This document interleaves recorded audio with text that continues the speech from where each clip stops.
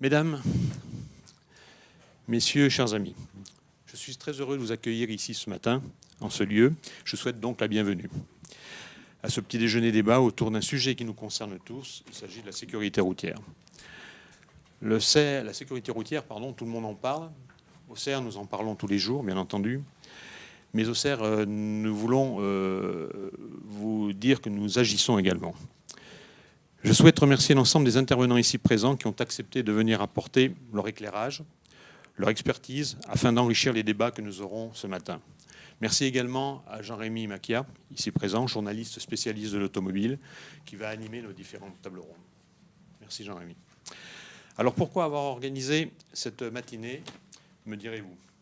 Alors tout d'abord, afin de partager avec vous la sortie du livre blanc du CER, dont vous avez tous en main le premier exemplaire. Comme vous le savez, nous sommes à quelques mois d'échéance majeure, sur le plan électoral bien entendu, pour notre pays. En tant que spécialiste des équipements de la route, il nous a paru essentiel de prendre la parole et d'apporter notre point de vue sur les questions de sécurité routière. D'abord parce que les équipements de la route sont au cœur de la sécurité routière. Ensuite parce que la sécurité routière reste un sujet de préoccupation majeure pour les Français et nous pensons qu'il ne doit pas être oublié des débats publics. Nous allons d'ailleurs, dès ce mois-ci, porter ce livre blanc à la connaissance des principaux candidats à l'élection présidentielle. Ce document est le fruit d'un premier travail collectif que nous souhaitons partager et enrichir avec vous, mais aussi avec tous les acteurs qui œuvrent pour lutter contre l'insécurité routière. C'est le sens des échanges et des débats que nous aurons tout à l'heure avec vous, je l'espère. Nous sommes aussi ce matin ici présents parce que après-demain, le 13 octobre, a lieu comme chaque année la journée nationale de la sécurité routière. On parlera bien entendu et bien sûr et malheureusement de la mortalité routière qui s'aggrave. On parlera aussi et surtout des dangers de la vitesse et de l'alcool au volant. On pointera du doigt une fois de plus le comportement déviant de l'automobiliste. Je me fais volontairement ici, effectivement, légèrement provocateur en disant cela. Parce que sans ignorer que le comportement parfois irresponsable des usagers de la route est à l'origine d'accidents graves, voire très graves, il n'est pas toujours le seul responsable. Si nous voulons faire baisser les chiffres du nombre de morts et de blessés sur les routes et dans la rue, nous sommes convaincus qu'il faut dépasser la politique du tout répressif. Il faut aller chercher ailleurs d'autres causes à l'insécurité routière, notamment en questionnant la présence et la qualité des infrastructures pour les automobilistes, mais aussi pour les deux roues, motocyclistes, les cyclistes et les piétons. Voilà pourquoi nous vous avons invité à échanger ensemble ce matin.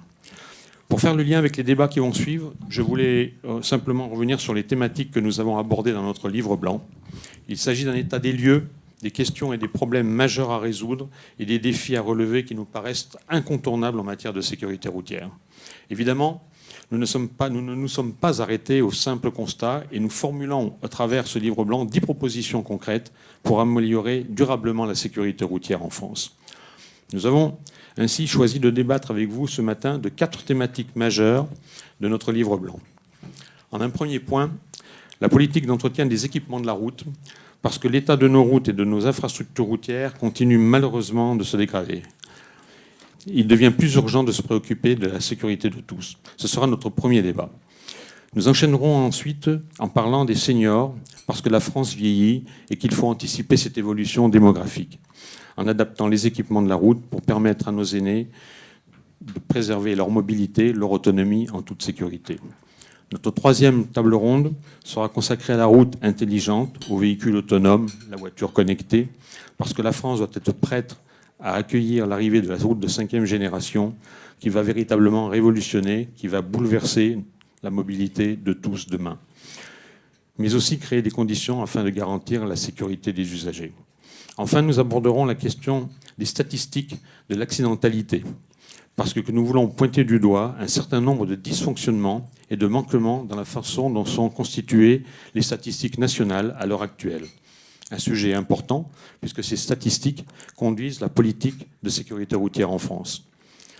Avant de laisser la parole à Jean-Rémy Macchia pour lancer le premier débat, je vous laisse regarder un petit film qui en dit long, qui plante le décor et qui laisse la parole aux usagers de la route et de la rue sur l'état des équipements de la route. Je vous remercie de votre attention.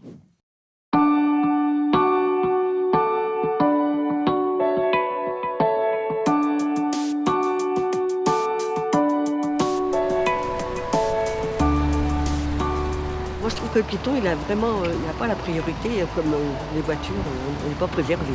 La circulation à vélo, c'est assez agréable, mais parfois c'est assez dangereux. Les autoroutes, elles sont nickel. Par contre, les routes en ville, c'est une catastrophe. Des nids de poules partout. On fait du manège sur la route, quoi. Et franchement, les routes sont vraiment à refaire. Quand les feux sont dans le soleil, quand en plein soleil, on ne voit pas si c'est rouge ou vert. Il y a beaucoup de panneaux en circulation. Le problème, c'est qu'ils ne sont pas forcément intelligibles, notamment pour les vélos, et que par ailleurs, ils ne sont pas toujours bien entretenus. Les panneaux sont cachés par la végétation. Il n'y a aucun entretien sur les autoroutes. Certains types de barrières sur la route ne sont pas du tout adaptés et sont un grand risque pour un motard en cas de chute. Les chantiers sont parfois mal signalés, ce qui entraîne un manque d'anticipation pour le cycliste. Par ailleurs, la nuit, avec le manque d'éclairage, ça s'avère encore plus dangereux. Quand le chat est illisible. Des fois, avec l'usure, c'est effacé, donc on voit rien. Le marquage au sol, c'est vrai qu'il pourrait être mieux indiqué, ça pourrait être repeint.